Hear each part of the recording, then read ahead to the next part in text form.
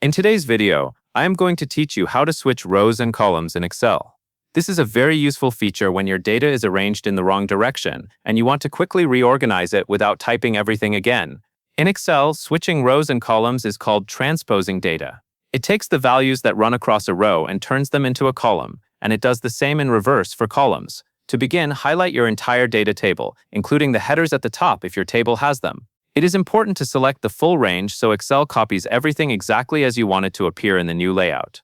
Once the table is selected, copy it by pressing Ctrl and C on Windows or Command and C on Mac. This places the selected data onto your clipboard so it is ready to paste in a different format.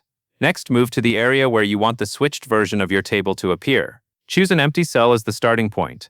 This matters because Excel will paste the transposed table outward from that cell, and you want to make sure there is enough blank space around it so none of your existing data gets overwritten.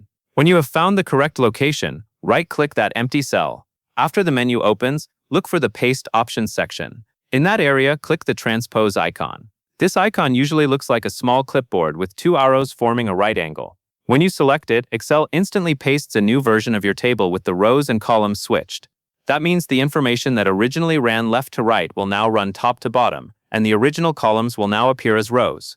If you are working with labels or headings, you will notice those switch positions as well, which can make your data much easier to read depending on how you plan to use it. It is also a good idea to quickly review the new table after pasting, just to confirm that everything landed where you expected.